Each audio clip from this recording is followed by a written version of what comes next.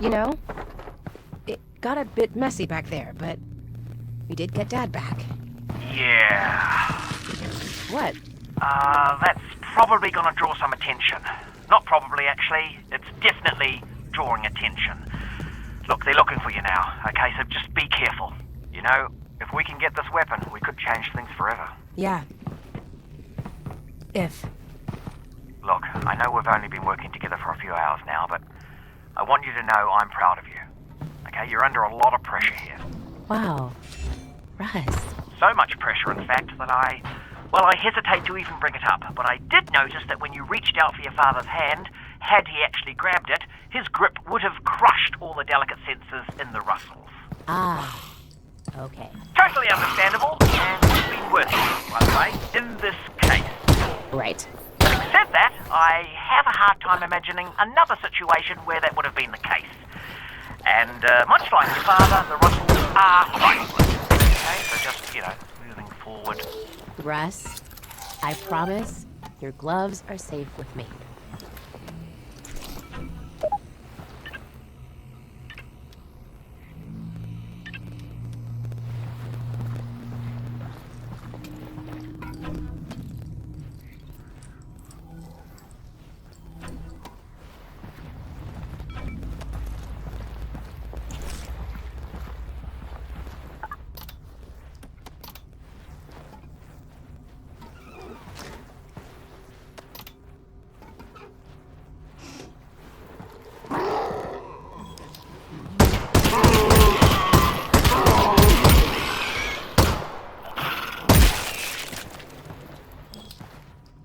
Oh, Dad said he stole some files about this weapon.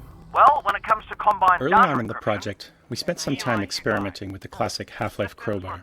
Playtests showed us that it was an interesting tool for our player to use in puzzles and world interactions, but we weren't very happy with how our melee combat efforts turned out. Anyway, look, We felt it was really important that the crowbar was solid to the world and enemies, and that resulted in some tricky physics challenges. Players could easily push the crowbar into an enemy in front of them because nothing in the real world would stop it. Indeed, without that real-world physical feedback, we found playtesters exhibited a wide variety of swing behaviors. Some would waggle the controller rapidly, others would put their whole body into it. At the same time, playtest response to our pistol prototype was very positive, especially around the more complex reloading mechanics. Faced with a potentially significant R&D problem in melee combat, we chose to refocus our efforts on ranged combat. It also didn't help that players all associated the crowbar with Gordon Freeman, not Alex Vance.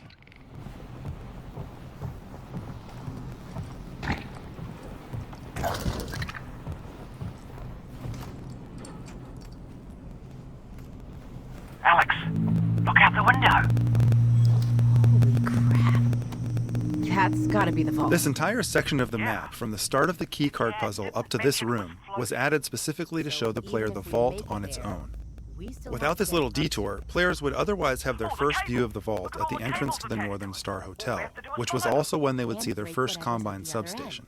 And down comes the vault. So much new information all at once led many players to confuse the vault with the substation, or just miss it entirely. So we created this area of the train station to highlight the vault on its own. Even though players are required to enter this room to get the second keycard, they still wouldn't necessarily notice the vault outside, so we added some dialogue with Russell about looking out the window to see it. This may be a bit heavy-handed, but it was necessary to solve the problem of players not recognizing the vault when they saw it later in the game.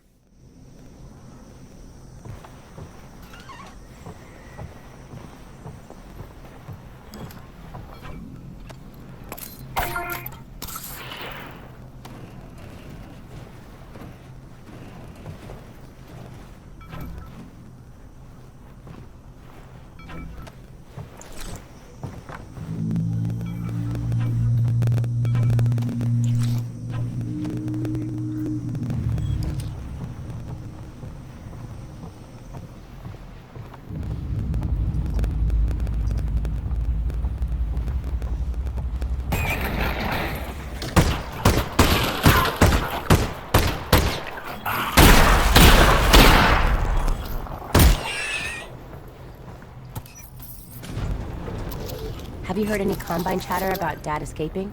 No, nothing. It's all about sending reinforcements into the quarantine zone. On the plus side, That means Dad is still on his way back to you. We'd have heard if they recaptured Eli Vance. And on the downside, Getting to the vault isn't going to get any easier.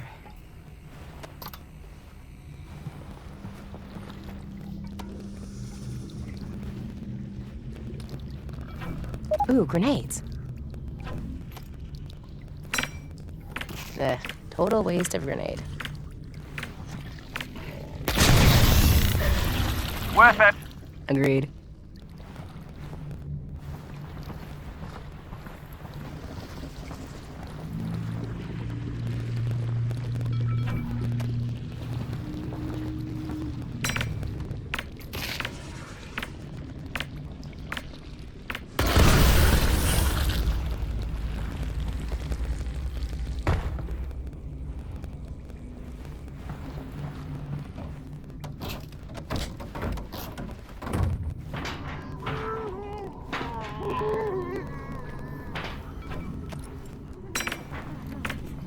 Heads up, zombie.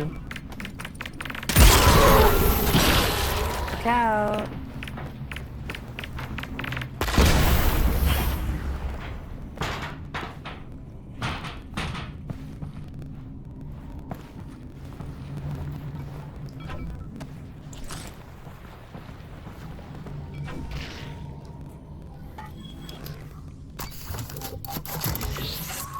Two shells left.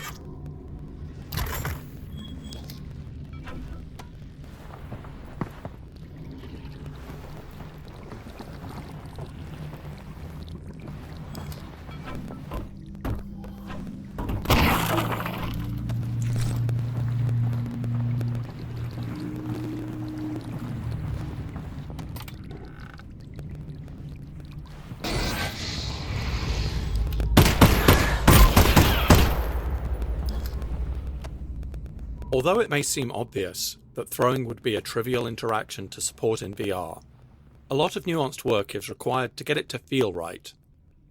And if we were going to build puzzles like this one, where the player must throw an armed grenade through a high duct, throwing needed to work well. A typical VR game running at 90 frames per second will read the sensor data from the track controllers once per frame. This means the data is read every 11 milliseconds. That may seem like a short time step, but when throwing, a user can easily move their hand 15 centimeters or more in that amount of time. Additionally, the player may release the object by opening their hand or releasing the trigger at any point during their throwing motion. This makes reconstructing the act of throwing a virtual object an interesting signal processing problem. It's up to any given piece of VR software to derive the player's intent from the discretely sampled controller data, and we've learned a lot over the years about what works and what doesn't. In the lab, which we shipped in 2016, we sampled the controller's positional data every 11 milliseconds and used the sampled positions to compute the controller velocity at each time step. We then used an average of the computed velocity and direction over several frames before and after the object release to determine the velocity and direction to apply to the thrown object. Although this was functional enough to ship, it didn't always feel consistent, especially if the game's frame rate ever fell below 90 frames per second.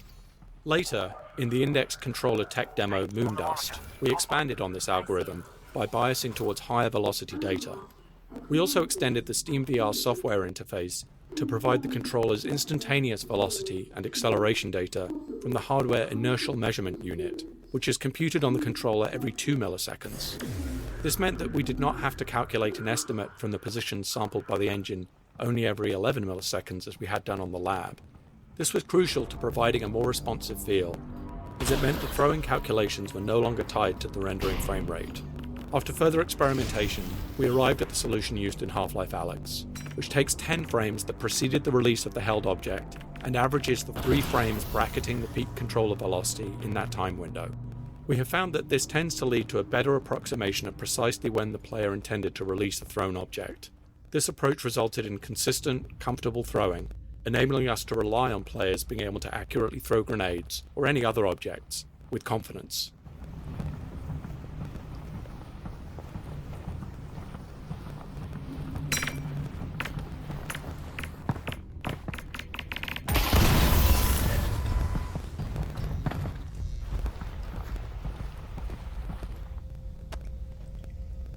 This optional toner puzzle is intended to train players not to blindly click on each junction without first understanding the implications. This particular puzzle is designed to have the side effect of tripping a fire alarm if the player merely clicks on each toner junction they encounter without looking ahead. An observant player can easily solve the puzzle without tripping the alarm, but a careless player will trip the alarm, causing a combine soldier to come storming around the corner to investigate the noise.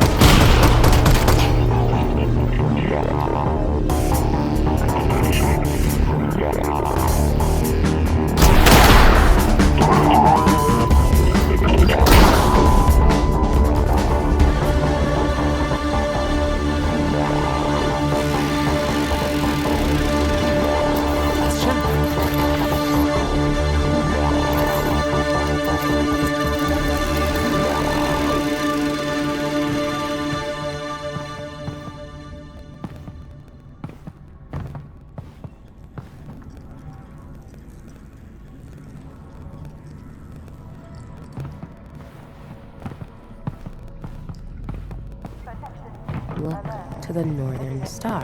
I am. Why are you saying it like that? No. The Vortigaunt said, look to the northern star to help his friends, which sounds like Vortigaunt nonsense, but I guess it isn't. Oh, yeah. Typical That does players make more spend sense. up to 2 hours progressing through the interior spaces of the Northern Star Hotel, and we found in playtests that they often had trouble remembering their next goal of disrupting the Combine substation above. Giant vault. In earlier tests, the vault constantly reminded players of its presence by emitting a repeating abstract musical pattern.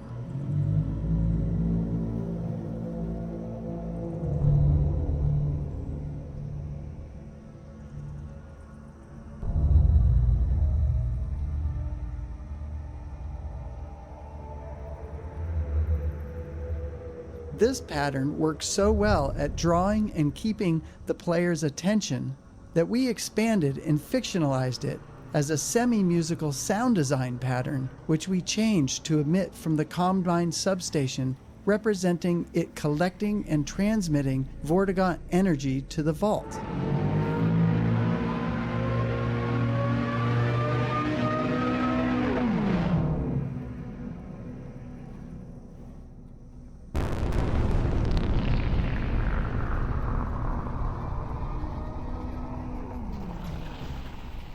While in the hotel, the player does not have line of sight to the substation, so we repeat this sonic pattern at varying volumes within the hotel as a reminder of both the Combine substation and the vault outside.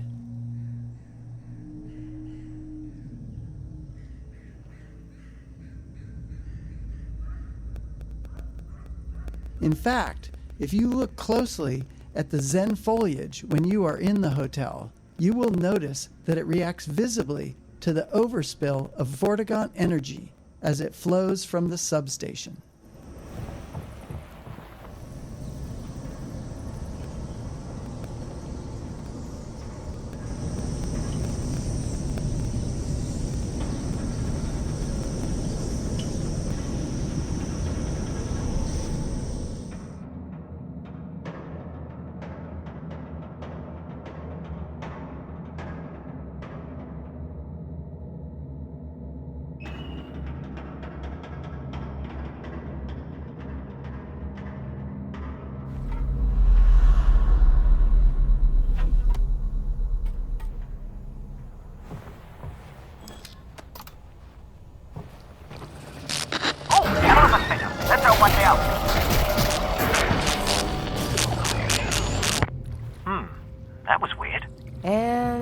power's out. Looks like we're taking the stairs.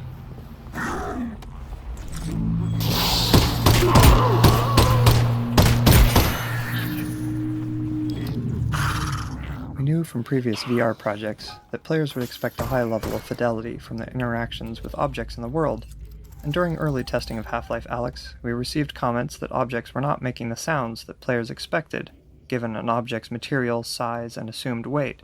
This led us to a more granular approach to physics sounds than we had used in prior products. For example, in the past, we would have used a single physics sound for all objects of a certain size and material. So, we would have had one sound to represent collisions of small metal objects, another sound for large wooden objects, and so on. For Half-Life Alyx, we built up a new library of object-specific sounds so that we could distinguish between similar objects, like a piece of silverware and a small metal can. Not only do we now have a library of almost 2,000 object-specific physics sounds, covering over 160 different objects, but we can further alter the sound at runtime based on an object's impact velocity and the hardness of the material it collides with. In some cases, we even layer in sounds representing an object's contents, such as matches in a matchbox or fuel in a jerry can, which can be heard when those objects are shaken by the player or collide with something at high velocity.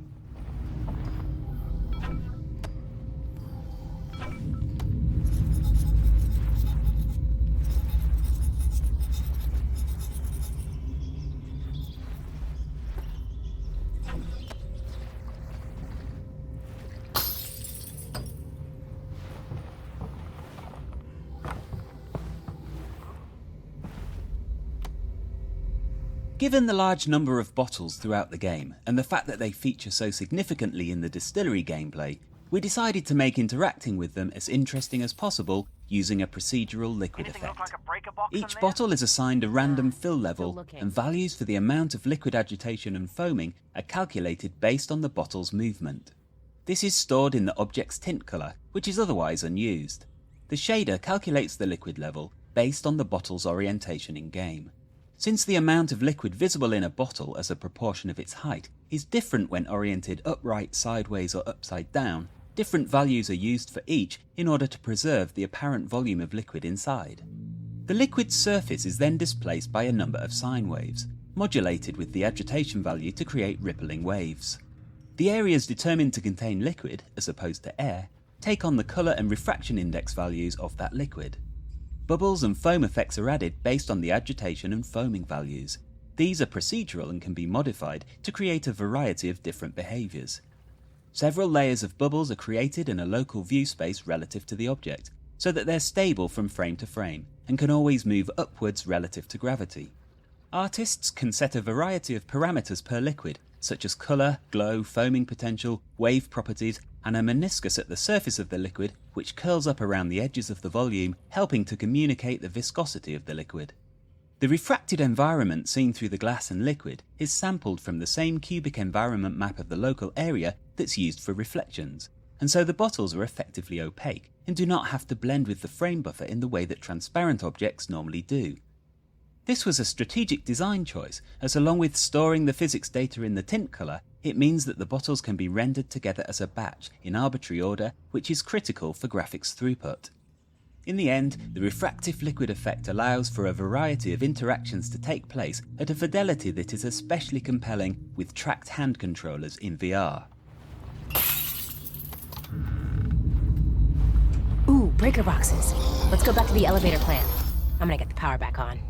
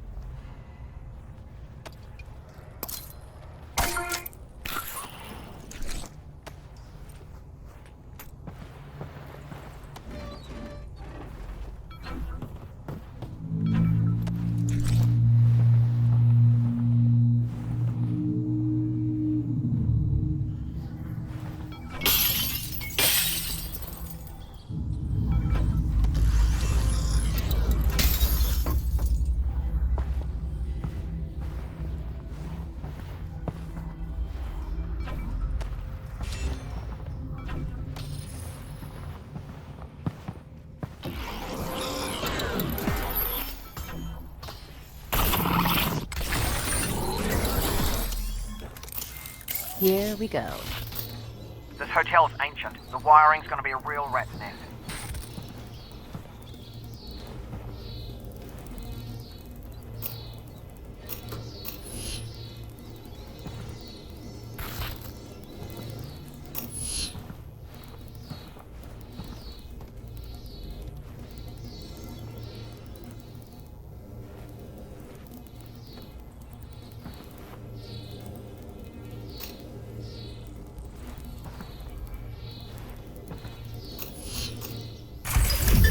Power's back on. Let's check the elevator.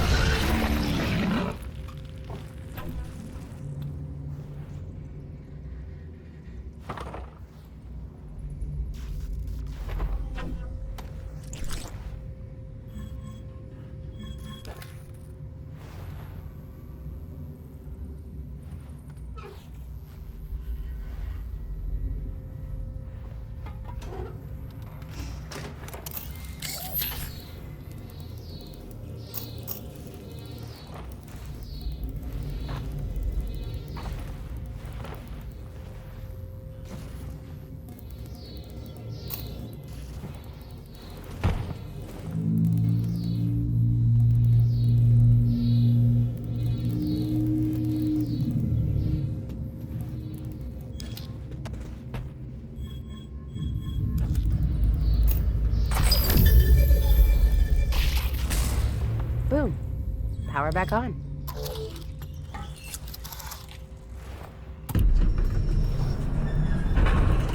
And up we...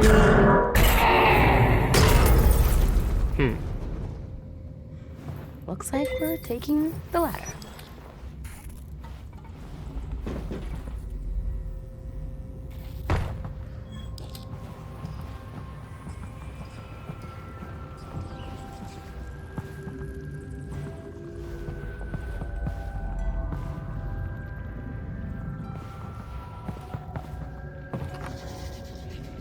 This place is overgrown. How dangerous do we think this stuff really is? Well, it is spores from another dimension, so probably... yeah, The Zen extremely. flora in this area animate in response to the Vortigaunt energy pulsing from the Combine substation outside.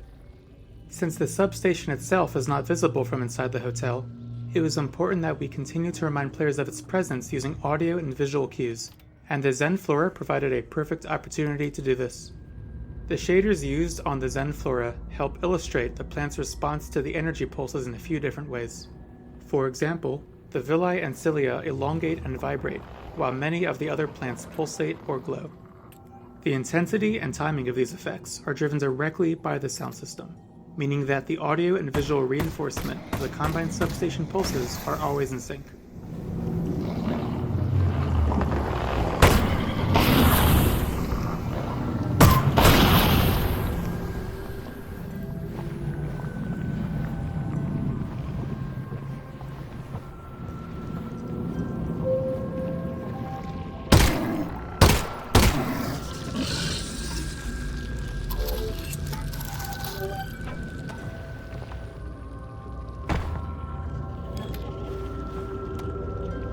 Breaching the quarantine zone revealed a new hidden secret of the city. Alien plant life from Zen has taken root on Earth and has been thriving in the shadows of City 17. On the development team, the Northern Star Hotel was referred to as Hotel Zen before it had a proper name in the story, as it was the first location we used to explore what Zen foliage could look like and how it might consume any given environment. One of the challenges the environment team faced when designing the Zen foliage was layering a new look onto an existing environment without having to rebuild Zen-infested versions of every prop. We relied heavily on texture blending and kit bashing of Zen foliage shapes to handle most of the big environmental changes when Zenifying a scene. We also added some new features to our level editor, Hammer, which allowed for more creative manipulation of assets to reduce repetition. For example, we could pose certain types of meshes such as the Zen tentacles. These could be placed, scaled, stretched and manipulated to snake through an environment, giving a handcrafted look without every asset having to be built for a specific location. These elements were editable in Hammer so they could be adjusted at any time, but were baked into static meshes when the map was compiled to improve their runtime performance.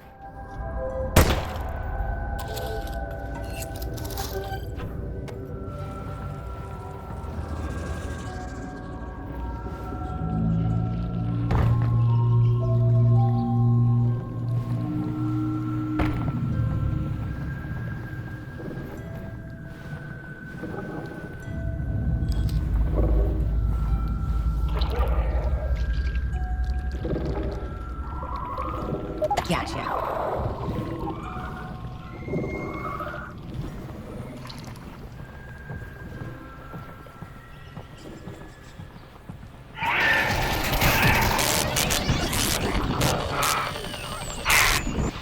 Oh, that's not good. You see that? Russell? Russell!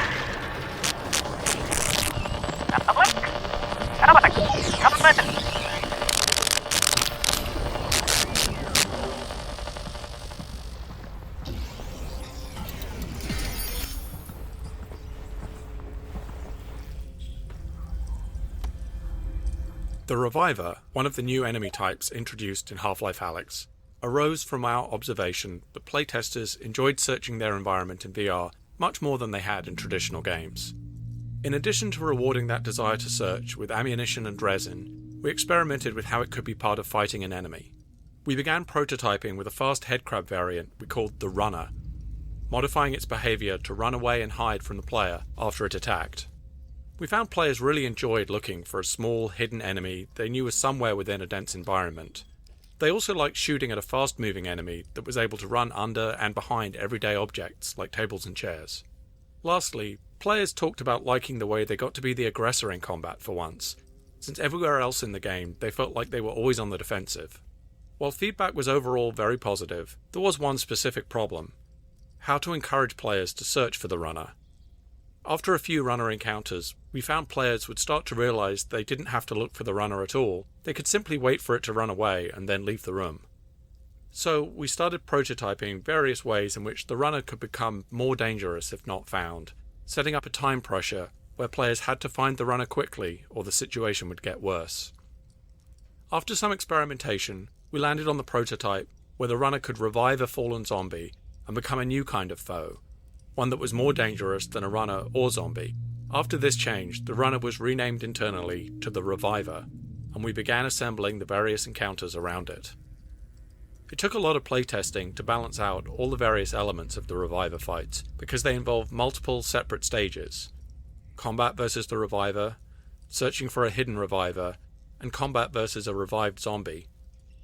In the end, we still didn't feel like we'd created enough of a foolproof reason for players to need to search for hidden revivers, so we turned the Reviver's heart into a key, requiring players to collect it.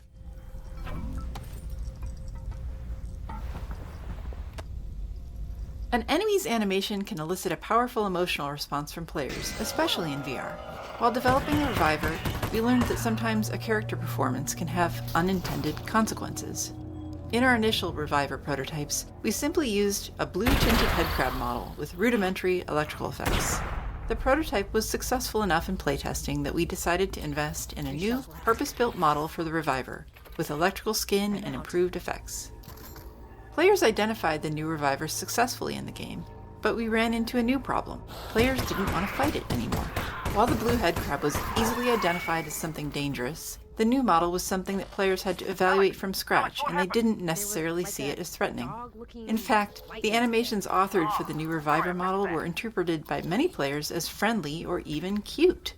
Players would often approach the creature to try to pet it, or worse, refuse to kill it to retrieve the required puzzle piece, blocking their progression in the game. If they did then realize that they were going to have to kill the cute creature to proceed, they felt horrible having to go through with it. To fix this, we reauthored most of the Reviver's animations, making it significantly more unsettling and menacing. We also made the reviver more aggressive by adding a jump attack if the player got too close.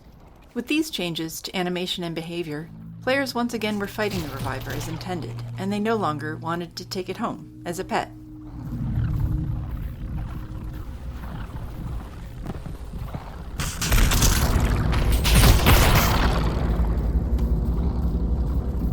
This is the room featured in the very first shot of the Half-Life Alyx announcement trailer. It's not an obvious choice for that use. The room is dark, not particularly colorful, and it's a pretty pedestrian corridor. Cleaning supplies and laundry baskets are not in themselves attention grabbers. But we chose this scenario because it very effectively demonstrates the excitement and tension that we thought was typical of the game. All game trailers require careful design. Conveying a game's core experience in just a few moments is tricky, even at the best of times. But we believe the Half-Life Alyx trailer had to work harder than most to meet a particularly difficult and uncommon set of challenges. We had kept the existence of the game under wraps, so shipping the trailer was going to be the first time in 13 years that Valve had shown any work on Half-Life. On top of that, the trailer had to quickly communicate that Valve had chosen to make the next installment of Half-Life a VR game. And although we were very confident in the decision to make a VR game and in the quality of what we had built, we still worried that revealing those decisions to the world might cause even our most loyal fans to make their own decision, that we had truly lost our minds. Those of us working on the trailer knew it had to make people so excited that they could put those worries aside. The trailer also had to clearly convey that the game was not Half-Life 3, meaning that it did not take place after the events of Episode 2. Half-Life Alyx was, instead, a prequel of sorts, occurring between the events of Half-Life and Half-Life 2. In addition, the trailer had to show depth, variety, familiar characters, and enough novelty and surprise to get across to the viewer that this was really and truly a full-fledged installment in the Half-Life series, not a small VR experiment or a spin-off. This was a tall order, but the entire game team rallied around the effort because everyone understood the value of the work. We're just as proud of the result we achieved in the trailer as we are of any other part of Half-Life Alyx.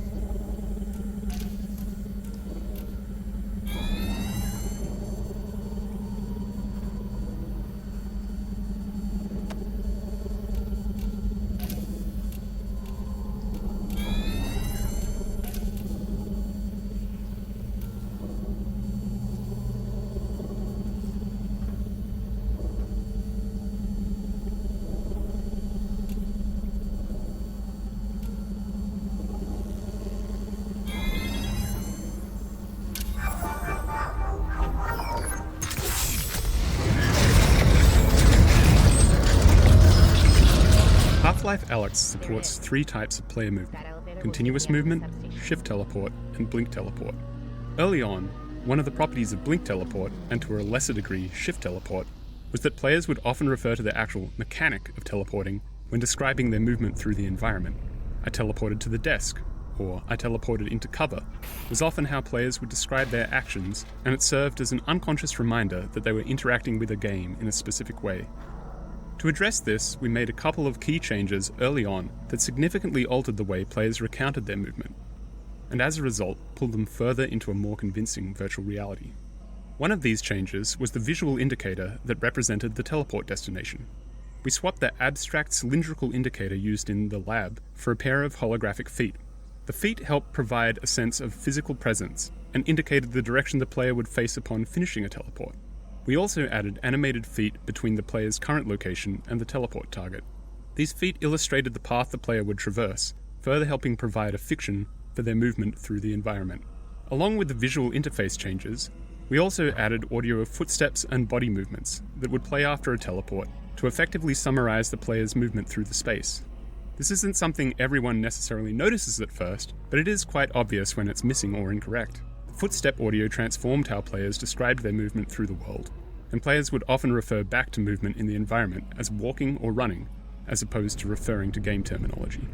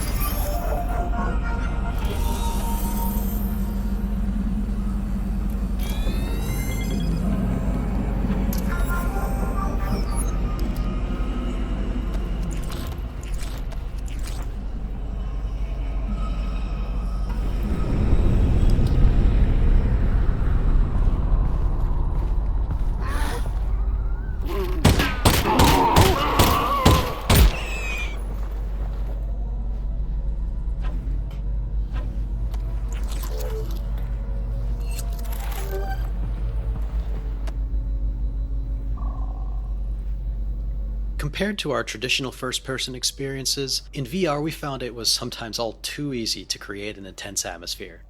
This can be to the game's advantage, but it can also be detrimental in cases where our focus is on training players in some new mechanic. In intense situations, players frequently fail to notice or retain critical information, and as a result, we often had to reduce tension in areas of the game where we were introducing players to something new. The audio of the reviver here as the player descends beneath the hotel is designed to ease players into the idea that they will be encountering the creature that they had briefly seen as they entered the hotel earlier. The reviver's scream and its shadow on the wall are designed to reduce tension by indicating the position of the reviver around the corner, removing any potential surprise. Telegraphing the reviver's position and giving players the upper hand helps set up the resurrection scene, where players want to observe the reviver instead of shooting at it immediately. This is critical because this is the first time the player sees the reviver reanimating a zombie, and if players are too distracted to take it in, they won't be successful in the upcoming fight. Oh my god, it went into a guy. Russell?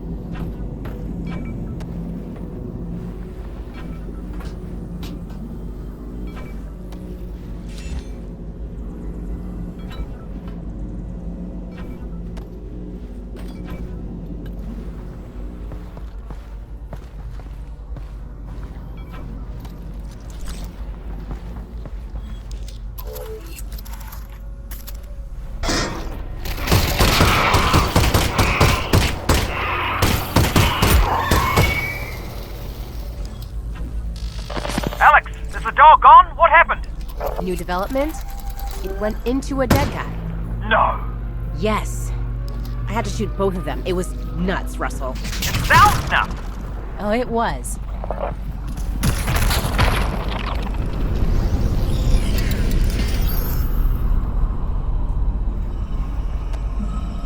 One of the challenges with the Reviver's resurrection mechanic was training players that the Reviver was the target, and the zombie was effectively just an inert vehicle that could not be damaged. This was a significant departure from what we had been training players to expect.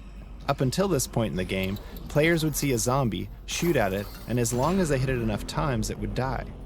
The Reviver breaks that expectation, and in early tests, players thought the game was broken when the zombie wouldn't die or even react to being shot. We had to make a number of changes to revive zombies to train players that this behavior was intentional. First, we designed the revived zombies' introduction animation to use particle effects and audio to draw attention to the changes that result in this new type of combat. Second, we substituted in dull particle and impact sounds to make shooting the zombie feel less impactful than it did in previous encounters with ordinary non-revived zombies. And finally, we modified the revived zombie so that it doesn't play any flinch animation or respond to bullet impacts, further communicating to players that its behavior is different. We also used the Reviver itself to illustrate the new combat experience. Electrical effects were added to indicate the Reviver's movement inside the zombie, with a bright pop and glow as it emerged at a new location on the zombie's body. With these new visuals and satisfying impact sounds and screeches from the Reviver when hit, playtesters were no longer confused and consistently enjoyed the new combat mechanic.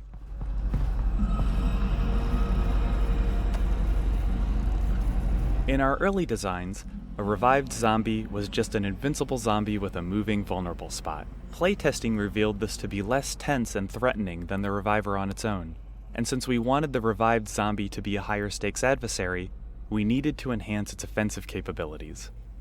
As a natural extension of the electrified nature of the Reviver, we chose to create an electrical field around the revived zombie, so that players who got too close would take heavy electrical damage. This worked well for many playtests, until we observed a player who was a proficient real-world marksman. This player was able to easily defeat the revived zombie without ever being threatened by it. In response, we gave the revived zombie its electrified ground counterattack, which forces players to change positions to avoid damage. This created a cadence of attack and retreat that was more tense and satisfying for all players.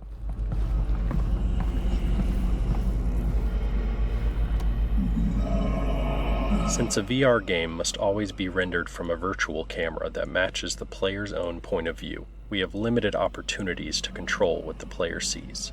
Elevators are one of the few tools we have in VR to direct the player's view. A rising elevator like this one can be used similar to a crane shot that you might see in film, going from one elevation to another, revealing a beautiful vista or dramatic story beat. In VR, elevator rides can be challenging to make comfortable, as the motion of the virtual elevator is inconsistent with the player's own vestibular system. We found that we can make the elevator rides in Half-Life Alyx comfortable enough for most players by moving the elevator slowly and limiting how much the player could see out of the elevator.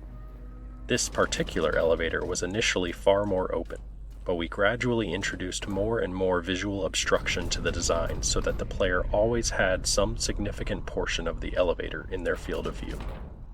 This meant that we were able to get the dramatic reveal of the hotel exterior and Combine substation we desired, but players were comfortable since they could always see the elevator, which was in their own frame of reference. Moving at 3 miles an hour. Plus, he's a fugitive. He's only got one leg. There's obstacles, no direct path. You know what? I'm not going to lie to you. He should be back by now. Yeah. So I should be worried.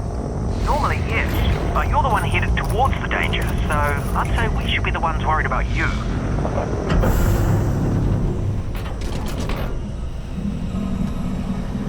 After exiting the elevator, the player gets their closest view yet of the Combine substation attached to the exterior of the hotel. While the Combine architecture can veer into the abstract, it's often at its most successful when contrasted with the human structure. Beyond this, we always try to drive the visual design with an invented function, ideally to support the gameplay or story. In this case, the routing of some unusual power source to the vault from various parts of the city. The player doesn't know it at this point, but this substation is designed to essentially torture the song out of a group of Vortigaunts who are housed in the attached pod farms. The output is collected from the Vortigaunts before being reharmonized by a single conductor Vortigaunt via the cable tuner apparatus seen at the root of the transmission cables that run up to the vault itself. This design gave us the opportunity to subsequently meet another Vortigaunt and acted as enough of a constraint to allow us to design an interaction that would physically compromise the substation as the player exits the hotel in the next map.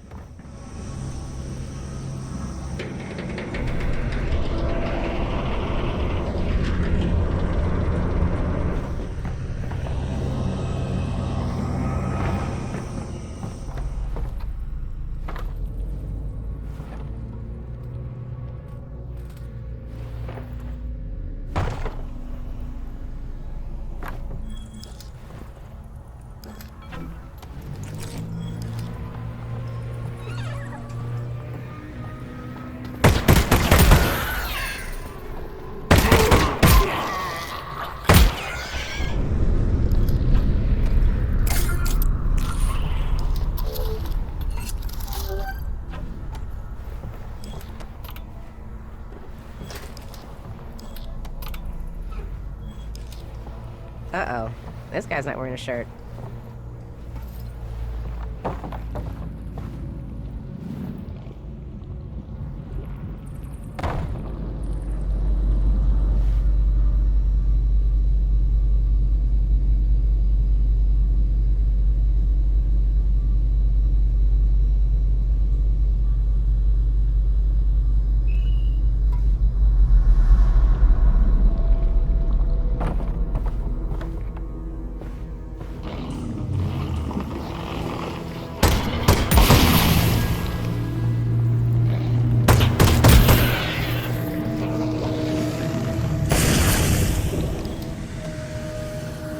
Zen foliage has been designed to respond to the player in a number of ways. In dark areas, where the flashlight is active, some Zen flora will animate or expand in response to the light. These Zen plants respond to the proximity of the player's hand by glowing and pulsing. The glow effect in particular is rendered with an offset using the correct binocular perspective for each eye, which gives the impression that the glow originates in the interior of the organism. The Zen flora's shader effects, which rely on hand proximity, take their input from a dynamic voxel field which follows the player at all times. The player's hands effectively draw motion trails in this voxel field, which can be sampled by the foliage's shaders to drive deformations and other shading effects. If the player moves their hands quickly, they produce motion trails in the voxel field. If they hold their hands still, they produce a radiating force. These different types of motion characteristics allow us to create different behaviors in the foliage to give it a bit of extra personality.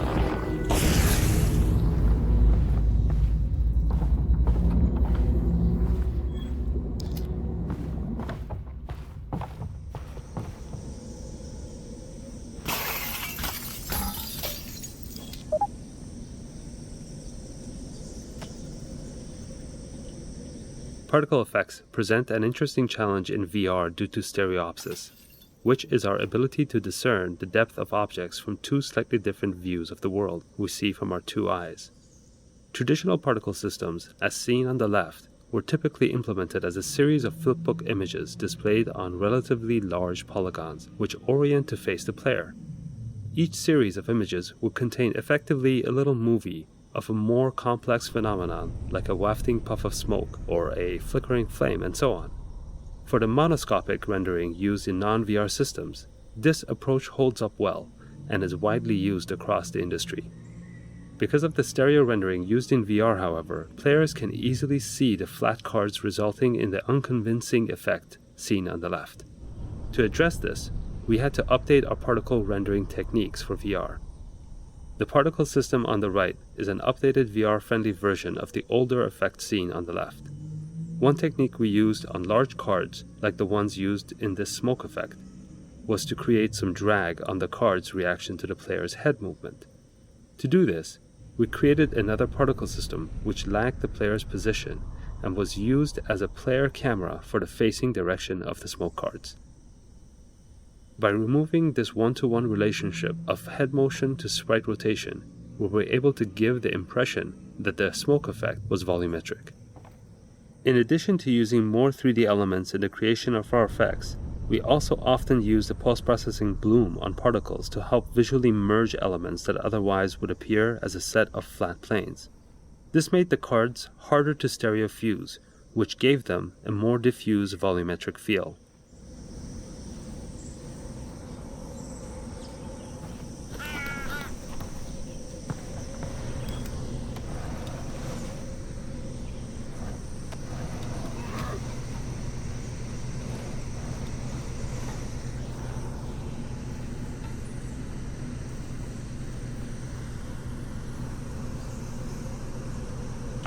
Never survive a jump from this height.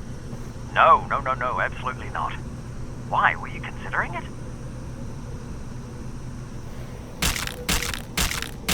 Alex?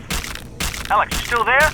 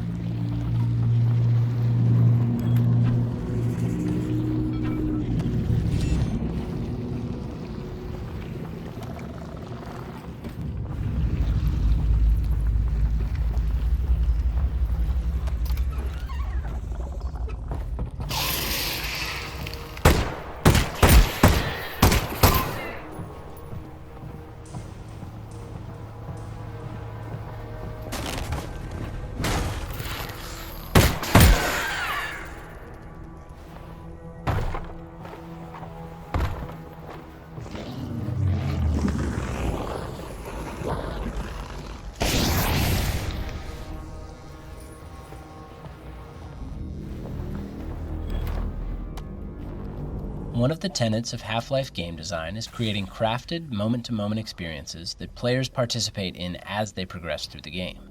Sometimes this means playing with emotional responses to turn something undesirable into a memorable highlight. This collapsed section of the hotel features this type of experience. Players are often instinctively pulled to the safest looking location in a given area, and here that would be the well-lit corridor above.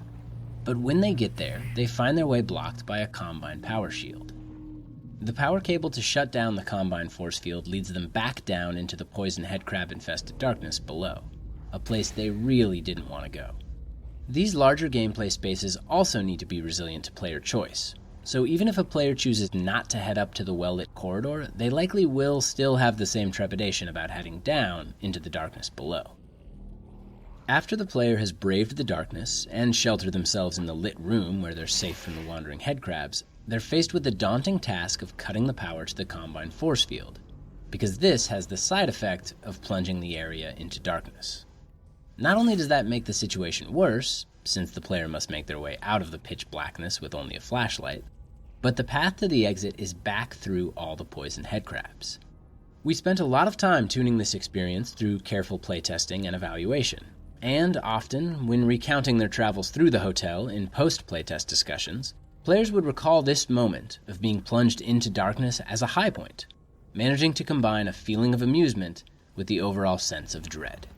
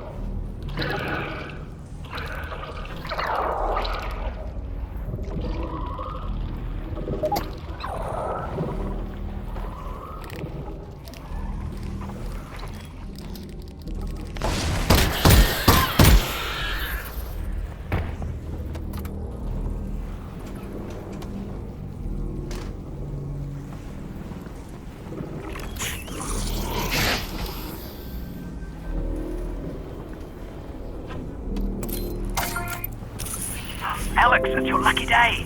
That combine weapon's unbonded. How are you sure? It's still in the case. They never leave them in the case. Nice. I didn't even need to edit your genetic code. No, you would have loved that. That's okay. There'll be a next time.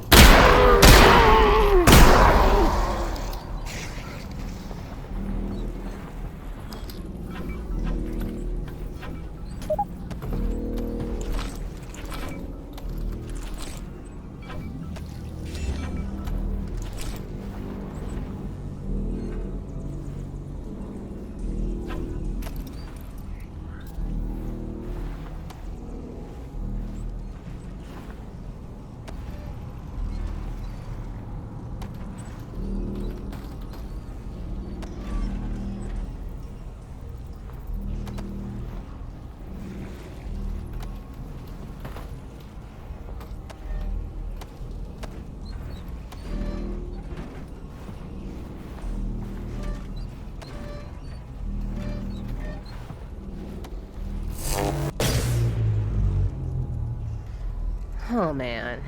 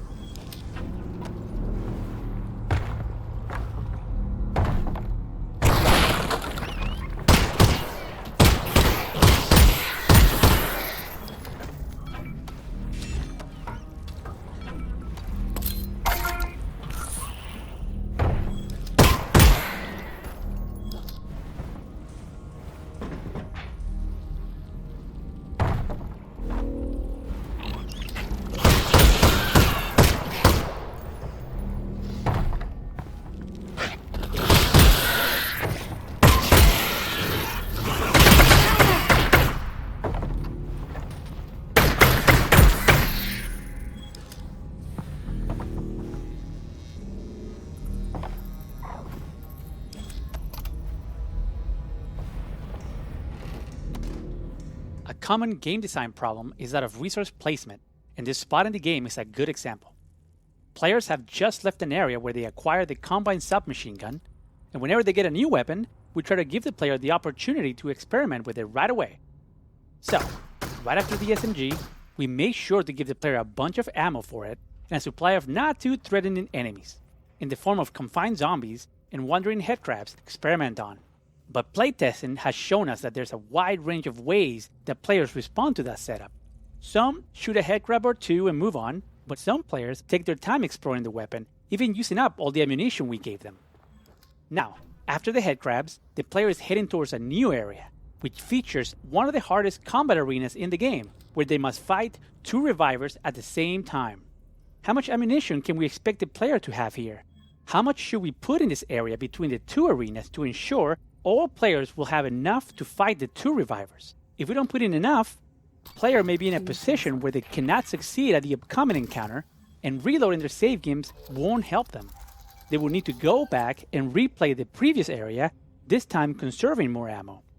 That's not something we want to happen, nor is it something that we can expect all players to realize. Instead, many will repeatedly try and fail to be the 2 revivers. So, at its core, the problem with resource placement is that the dynamic range of resources carried by players can be significant, and it gets even wider as the game progresses. In Half-Life Alyx, we would see some players end the game with barely any ammunition, while other players had over 1,000 unused rounds.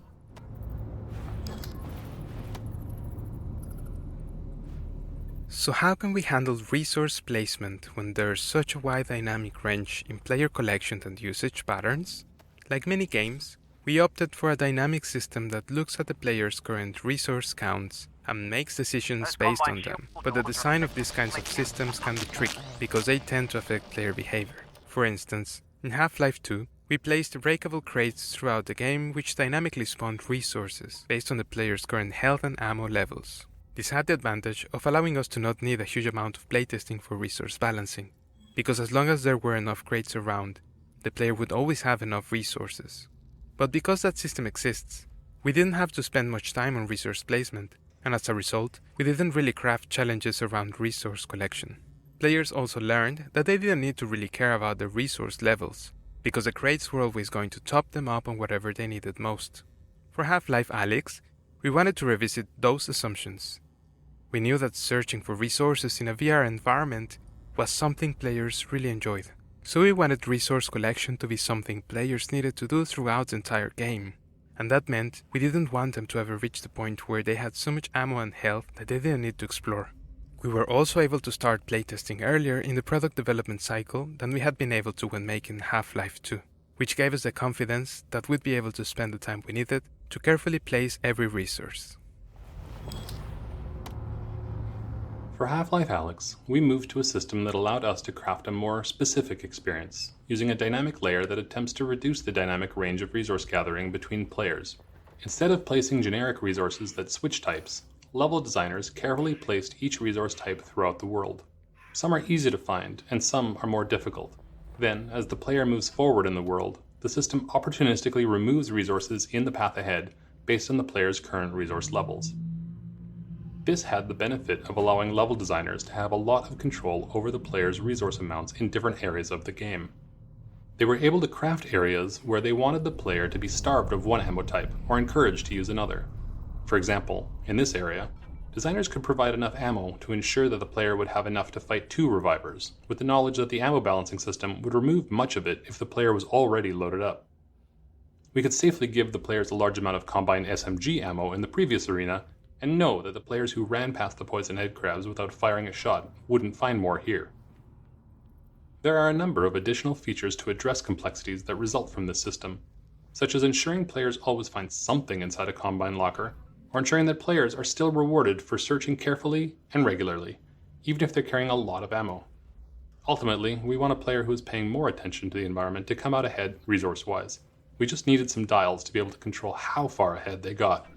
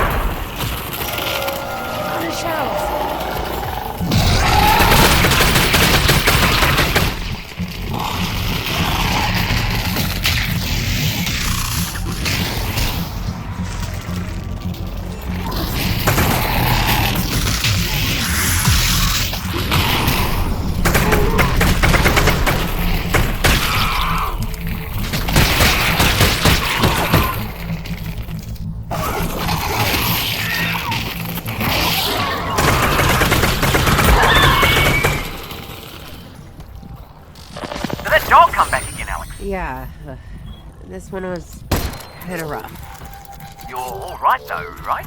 Yeah, Russ. I'm good. Well, we've got to get you out of here and up to the roof. I'm working on it.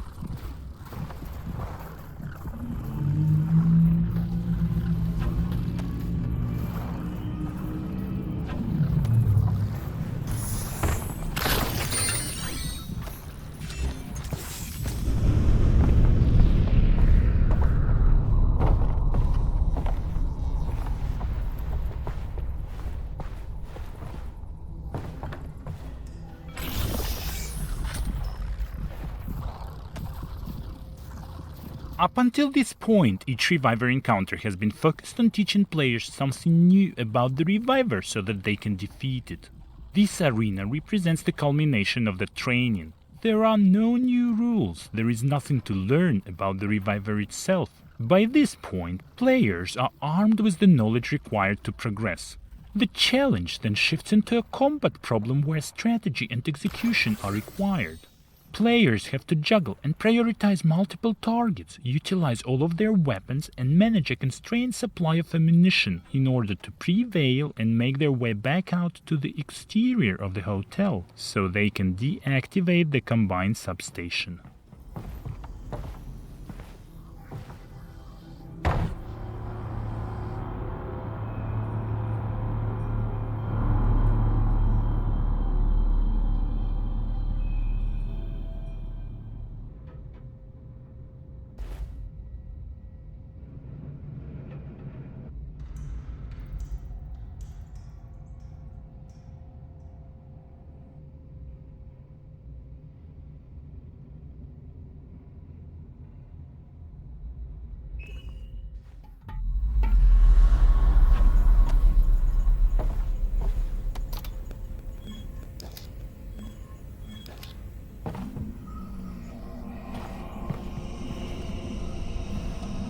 All right, here it is.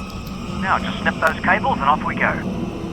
One of the core subplots of the storyline is regarding the Combine imprisonment and use of the Vortigaunts to trap the G-Man. The multidimensional power of the Vortigaunts to detain the seemingly invincible G-Man is established in previous Half-Life lore.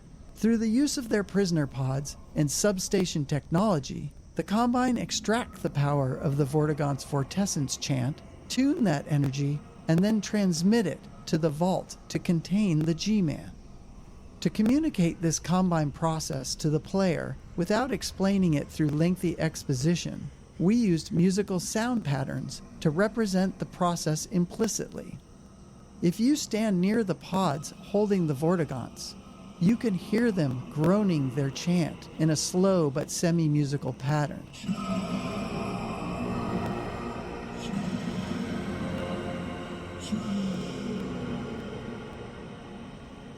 Just past the pods is the resonator, within which you can hear a distilled version of the chant energy.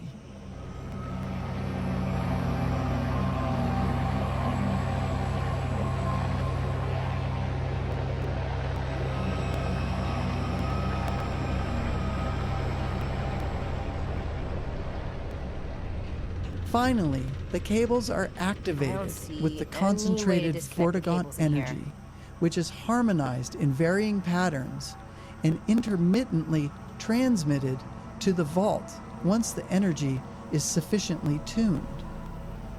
If you stand near the cables while they're tuning, you'll notice the sheer size and height of the sound. This was achieved by placing the sound emitters for each cable at the locations of the actual cables themselves. The sound of the cables covers a broad frequency range, which emphasizes Steam Audio's head-related transfer function processing. That simulation, combined with the feedback of the observer's inner ear as she looks upwards, gives the same impression of scale that VR is known to give visual objects.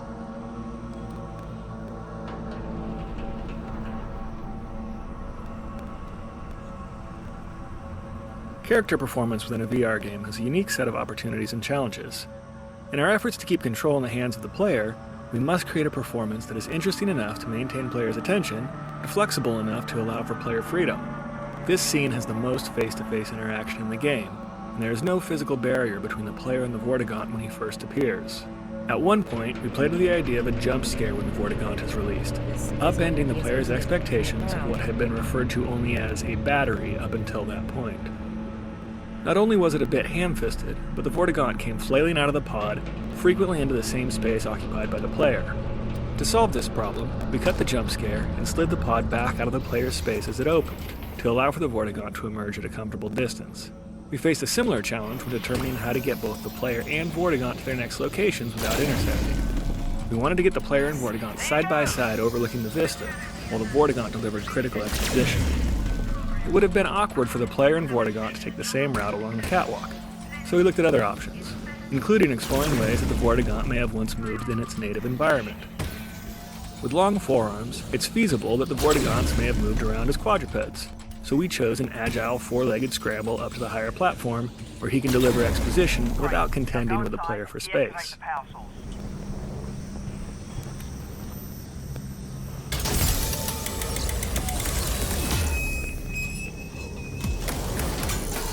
Good grief, it's a Vortigaunt!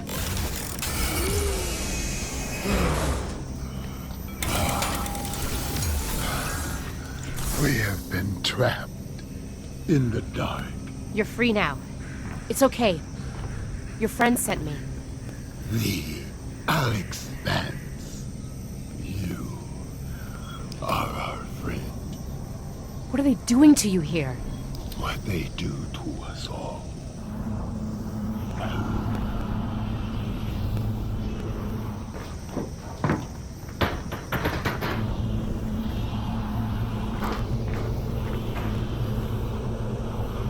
The Combine drain from us the power they use to protect their weapon.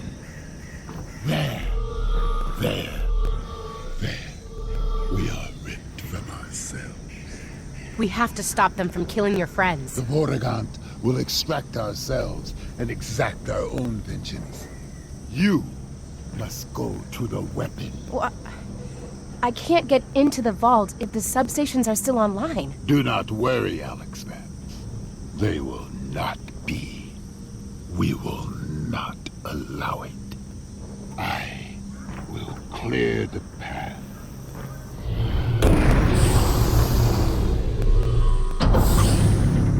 Our paths diverge. But remember, there is no distance between us. We are. Thanks. Good luck.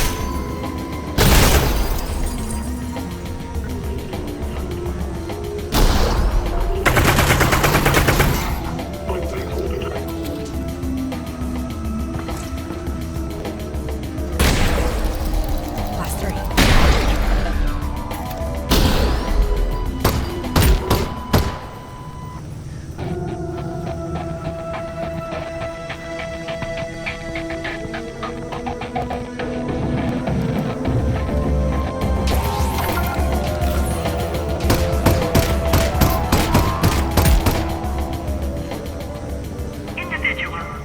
You are now charged with multiple Level 5 anti-civil activity violations. Please cooperate with Ground Protection Team. Ground Protection You think, Russ? Guess we better cooperate. Yeah, she sounds like she means business. We had a good run.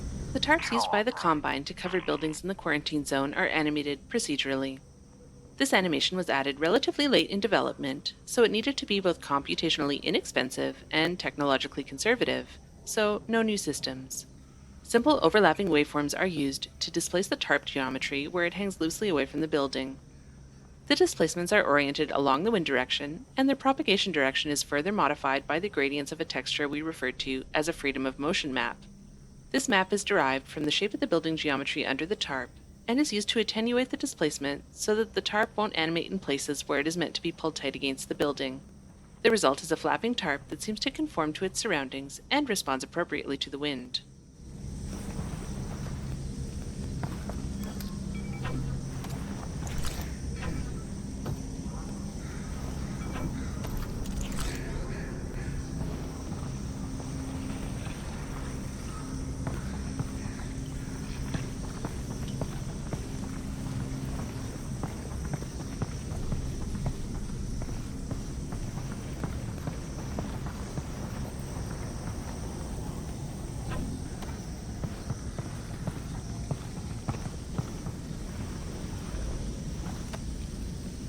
The Combine soldier you see here won't fight you. It's been programmed to run back and forth along the path shown on the ground in order to illustrate the stride retargeting system developed for Half-Life Alyx. One of the challenges of animating digital characters is making sure that their feet don't slide along the ground as they move. Humans are very good at picking out irregularities in the movements of virtual characters, especially in VR, and Combine soldiers in particular need to look like their feet are planting and their weight is shifting as they change direction. Otherwise, they appear weightless and unconvincing. In a pre-processing phase, our stride retargeting system analyzes the steps of each authored animation and stores them as a direction-independent trajectory. At runtime, our system predicts where each foot will land on the next step based on the motion of the animation, the character's path, and the height of the ground. The pairs of colored boxes on the ground illustrate this process. The red boxes show the previous foot positions, the green boxes indicate the soldier's current foot position, and the blue boxes are drawn where each foot is predicted to land next. Once the predicted foot positions are calculated, the system guides the feet to the predicted locations using the trajectory information to preserve the style of the original animation. Once the foot lands, it is locked in place until the next step. In the end, this system was so effective that we could essentially make any animation walk in any direction without foot sliding. You can experiment with the system by moving around the area, since the soldier has been set up to always face you while running the specified path.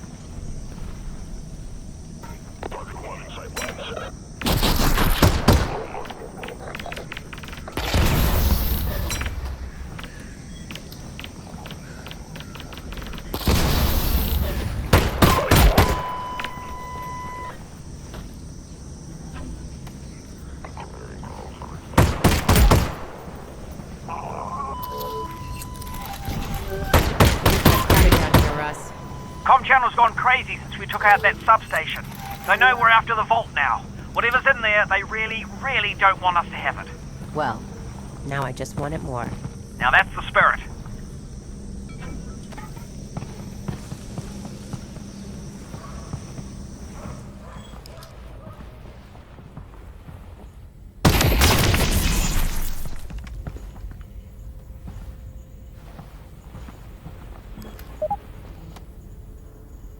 Trip mines have appeared in prior Half-Life games, and the act of defusing them seemed like a natural fit for a VR game, where players can perform complex operations with their hands. By this point in the game, players have already learned how to hack Combine technology with their multi-tool, but we wanted defusing a trip mine to be more tense than the hacking puzzles. To defuse a trip mine, not only does the player have to place their hand near the laser that could trigger the mine, but they have to perform the task within just a few seconds. Early versions of this puzzle were inspired by lockpicking, resembling a series of tumblers that the player had to quickly align. Unfortunately, the tumbler design required players to rotate their wrists in an uncomfortable manner, particularly given that they had to also avoid touching the laser beam. We removed the rotational component, but kept the timing element, leading to the mechanic you see in the final game. We also experimented with causing the trip mines to actually explode if the player failed to defuse them, but most players found this too punishing, especially in cases where a chain reaction of explosions could occur. Instead, the mines just stay active and the player can attempt to defuse them again. We did end up keeping this behavior for the hard difficulty setting, but added a warning sound a few seconds before the mine actually explodes, to give players some time to move away. We also experimented with allowing defused mines to be removed and redeployed by the player, but we hadn't designed enough combat scenarios around this mechanic for it to be satisfying in practice, so this was left out of the final game.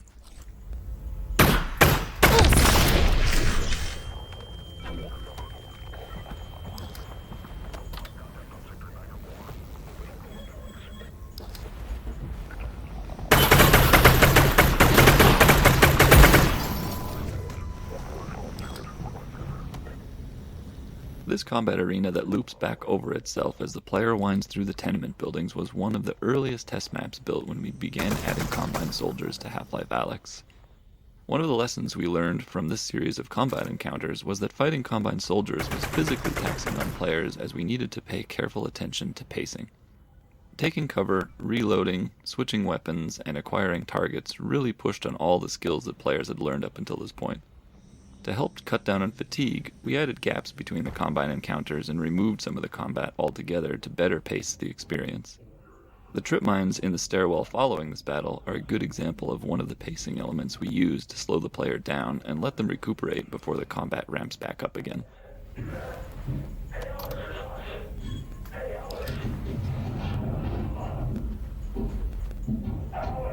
Russ, are they saying my name? Yeah, that's not good.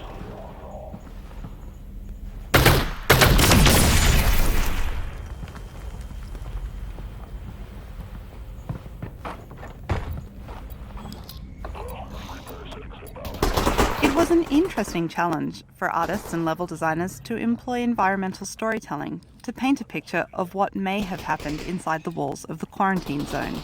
Just like the hotel, these apartments have been overrun by Zen foliage and are filled with people's belongings, abandoned in haste. In this area, the walls have been torn down, either by destructive portal storms or perhaps the Combine's cleanup effort. Barrels of fluid used by workers to try and treat or contain the Zen growth have been left behind, and it would appear that the cleanup efforts have either failed or been abandoned. By not explaining every facet of the world, we leave players with the opportunity to imagine for themselves the bigger picture of life in City 17.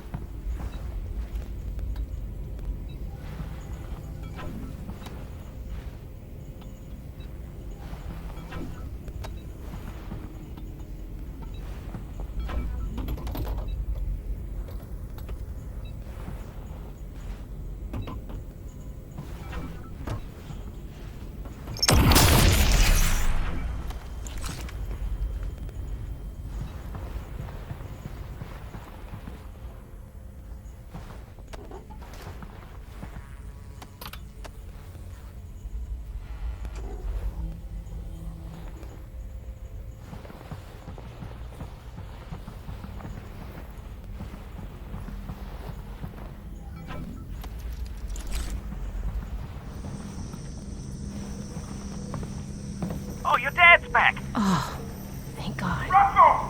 God damn, it's good to see you. Likewise. Oh, this is great. Honestly, I'd pegged your survival at about 4%. You can thank that Vortigern. He got me back here in one piece. Russell, put Dad on. Alex, baby! Dad, we just took down a substation. Good. Because when they move this thing, once we had the spine of the game complete, teams went through the maps looking for additional opportunities to add the character and tone that players associate with the Half-Life games. This mannequin head grab was a fun opportunity to hit on the sci-fi horror B-movie vibe. We had a few conversations about how long to leave the head grab atop the mannequin, and decided that the experience should be analogous to catching a small dog in the middle of some mischief. We wanted players to feel like they had walked in on something they weren't supposed to see, and for them to go away feeling like every inch of the game contained something for them to find if they chose to explore it. After an early update to the headcrab sounds, where details like breathing and grunting were added for the first time, we received feedback that the new sounds were too cute and familiar, moving the headcrab too far in the direction of a cuddly creature rather than an alien threat. We updated the sounds to be more threatening, but for this headcrab we brought back some of the cuter sounds to sell the headcrab's frustration with the mannequin.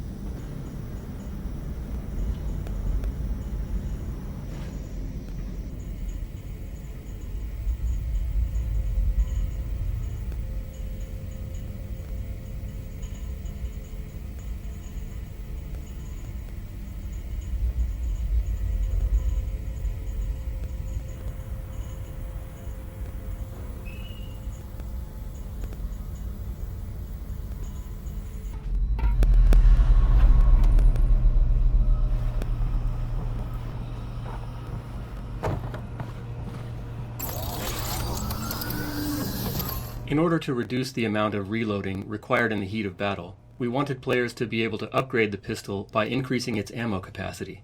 That might seem like a small change, but implementing it in a way that was intuitive to players and that didn't have a lot of negative side effects was surprisingly tricky to get right.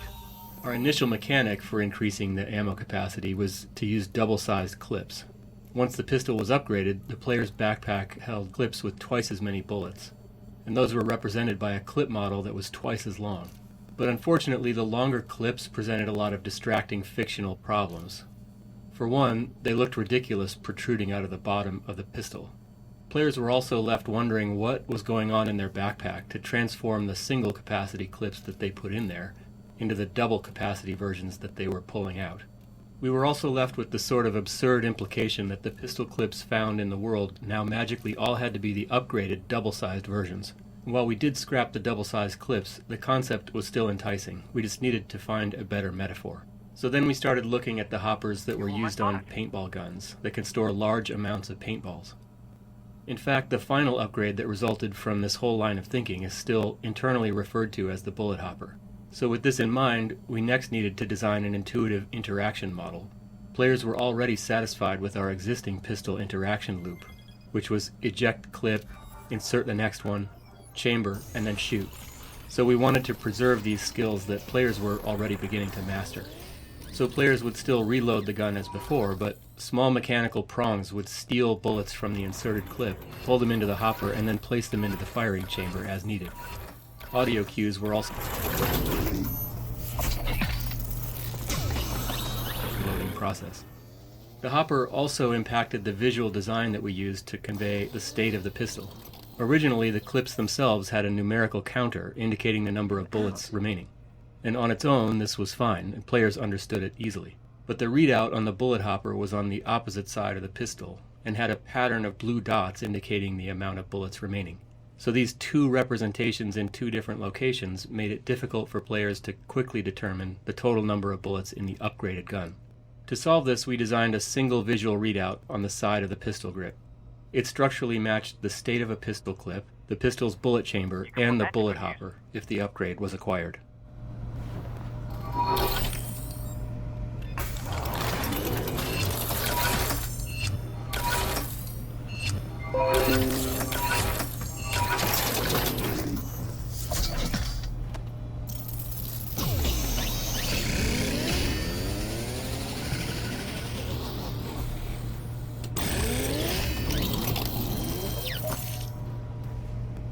Wouldn't want to be on the wrong side of that.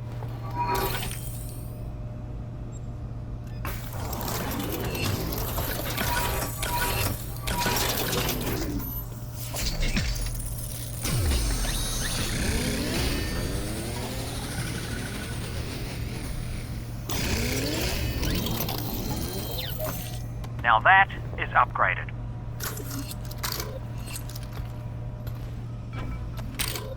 3 left.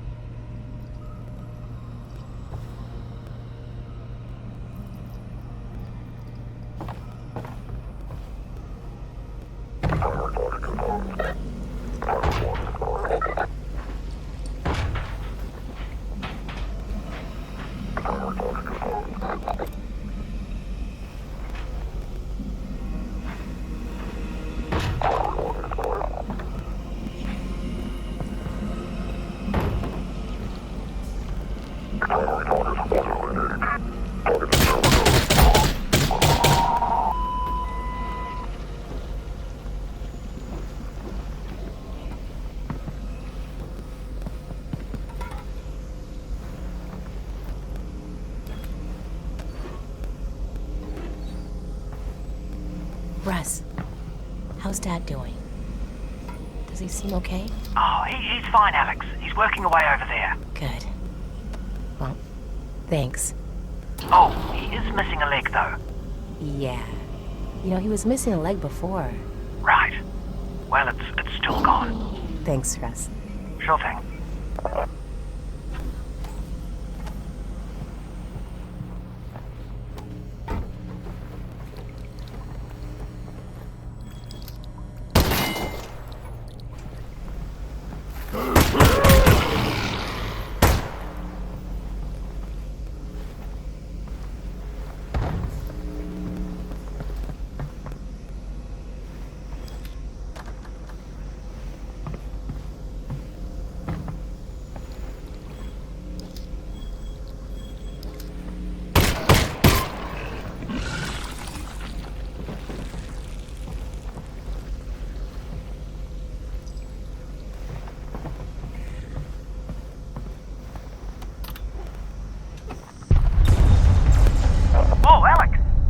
Seeing that?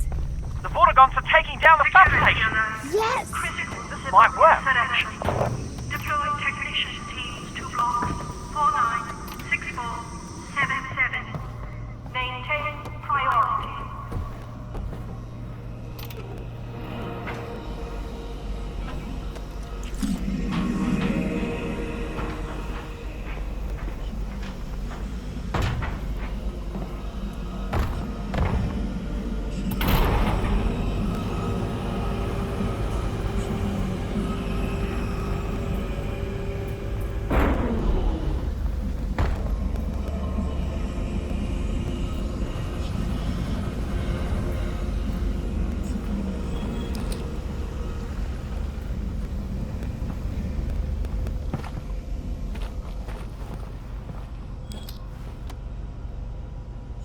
It's generally a requirement that all new enemy types have a section of the game designed to introduce them.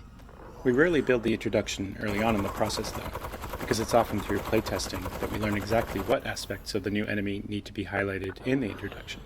In addition to understanding the capabilities of a new enemy, we also find introductions help solidify the very existence of the new enemy type in the player's mind. Without an explicit introduction, we sometimes find that playtesters confuse multiple enemy types, conflating them in their minds. This was the case with the Suppressor, the class of soldier that's designed to pin a player behind cover while other soldiers advance on them. The Suppressor is an inversion of the previous soldier classes, who've all focused on trying to push players out of cover. The Suppressor introduction stretches across the next 2 rooms. In the first, players see the Suppressor firing at zombies, giving the player a moment to safely observe its firing behavior. They also get to hear its associated sounds, which are important to learn for future encounters. In the second room, players learn to fight the Suppressor themselves. This is relatively straightforward when the Suppressor is alone, but will become more involved in later arenas where we combine the Suppressor with other soldier types.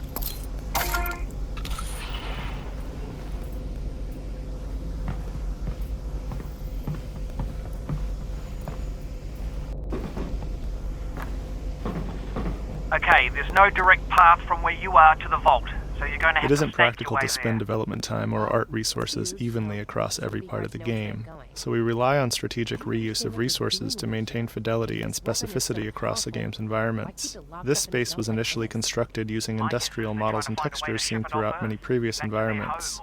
To set it apart, we added the large cables and Vortigaunt pods to imply a makeshift combine power plant whose purpose was to transmit energy to the substations. The juxtaposition of this abandoned industrial space with the large combine cables created enough visual interest to make the space feel meaningful at a relatively low cost.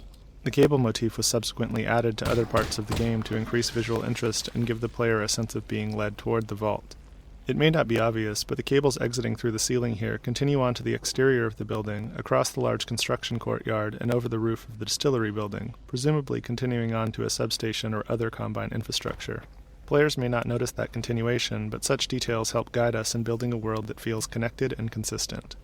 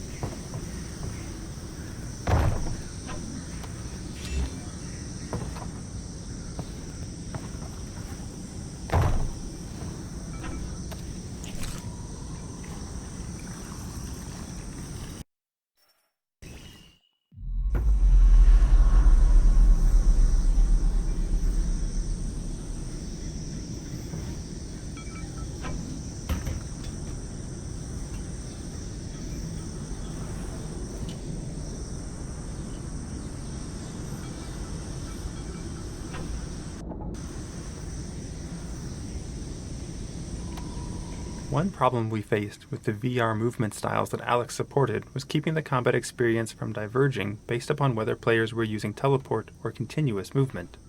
If the combat was significantly different depending on the player's movement setting, our playtesting requirements could explode combinatorially. One way that we prevented this combinatorial explosion was by ensuring that AIs could sense player movement no matter which locomotion style the player was using. To do this, we created a visual proxy for players using teleport locomotion. Imagine a scenario where the player is behind cover, hidden from a soldier's sight. If the player used continuous movement to run to another piece of nearby cover, the soldier would see them while they were out in the open. But a player who instantly teleported from one piece of cover to the next would not be seen. To solve this discrepancy, when a player teleports, we leave a breadcrumb trail of invisible visual proxies, which the enemy AI can see. These proxies pass information to the AI similar to what it would have gathered from seeing the player perform the movement directly. In this case, the soldier would know the teleporting player had left the original cover and run across open ground to the new cover, just like a player using continuous motion. While obviously not identical, in that the soldier didn't have a chance to take a shot at the teleporting player, these kinds of features did allow us to reduce the number of ways our AI logic needed to take player movement options into consideration. You've got company.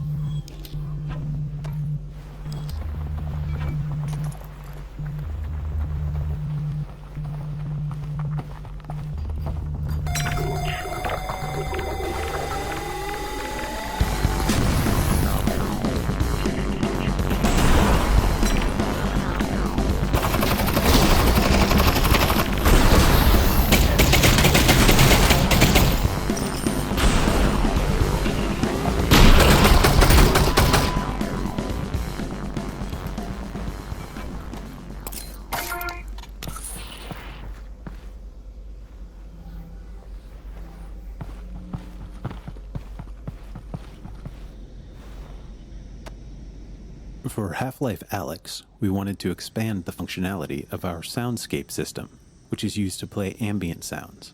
In prior games, we could generally only play one soundscape at a time. The player would be hearing either soundscape A or soundscape B, with a brief crossfade from one to the other. In this game, the soundscapes are much more flexible and can be overlapped in ways that enable more realistic transitions. For example, the volume of different soundscapes can be controlled by the player's position and the open or closed state of particular doors in the world.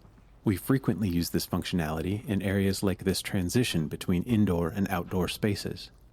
If you pause outside for a moment, you'll notice the crickets, birds, distant dog barks, and other environmental sounds that help paint the picture of the quarantine zone late in the day. As you move into the indoor area, you'll notice the outdoor soundscape diminish as you move away from the door. In fact, if you close the door, the volume of the outdoor soundscape is reduced even further. And as you progress into the building, you'll begin to notice the indoor soundscape consisting of the indistinct hum of machinery and buzz of electrical fixtures.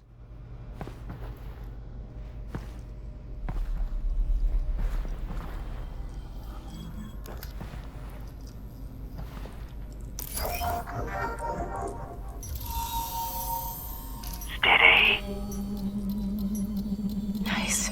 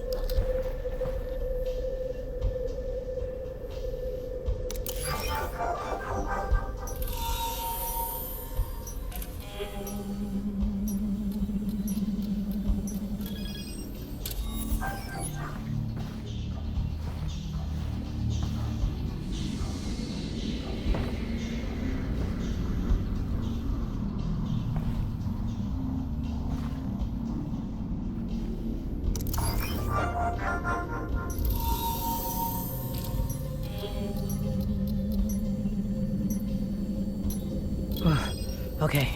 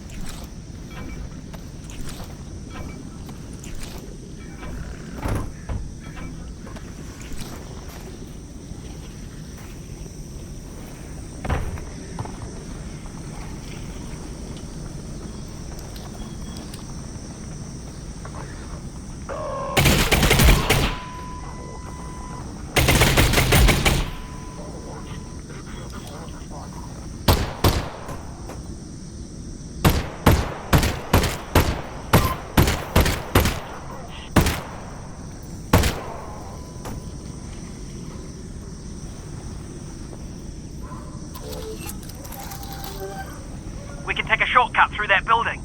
Okay, I don't see a way into this building, so I'm gonna look around. What is this place anyway? It's a distillery. They made vodka and things like that. Is vodka good? Oh, God, no. Russell doesn't like vodka. Got it. Well, I never said that. But it's not good? It's poison. But For our teleport and continuous locomotion modes, we provide corresponding ladder climbing methods. By default, player using teleport locomotion can target a ladder and after a short timer, get teleported to the top or the bottom, depending on where they started. The timer was necessary to ensure that players were intentionally using the ladder. We didn't want them to unintentionally target the ladder and become disoriented when they found themselves at the other end. Players using continuous locomotion can directly grab ladders to climb up or down. In this mode, they can grab a ladder rung and move their hand down to raise their body, or move their hand up to lower it. This allows players to move up or down the ladder rung by rung in a natural way. This mode turned out to be so popular that we added it as an option even for players using teleport locomotion. As it happens, most of the ladders in our game do not extend very far beyond the upper landing area.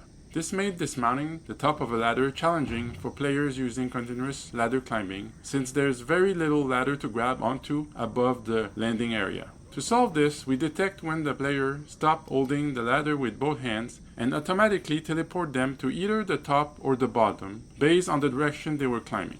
Unfortunately, we don't have a lot of explicit ladder training in the game, so some players are surprised by this teleport behavior if they accidentally let go with both hands while climbing.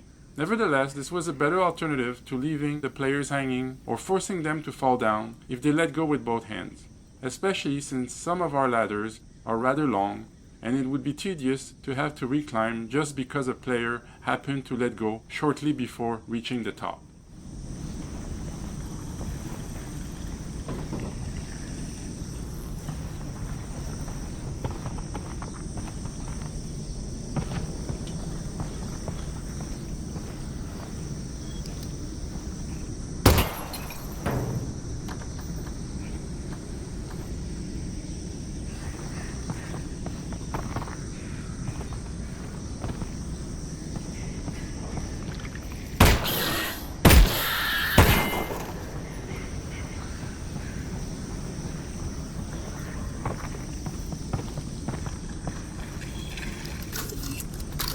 Last cell.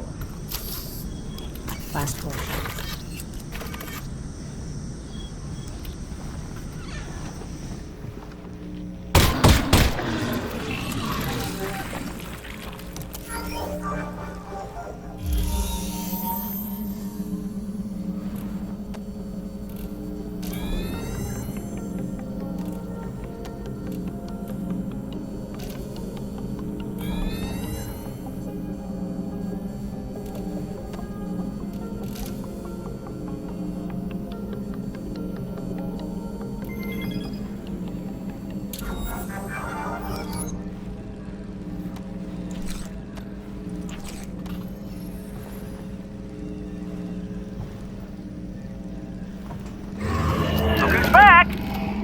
I got the drone up and running again. Ignore that. We'll meet you outside. It looks as if there are combine barricades up ahead. They're stopping anyone from getting any closer to the vault. Okay, so what do you think? Make your way into the distillery and see where it takes you. With my drone back online, we've finally got the... Oh, no! Kidding me!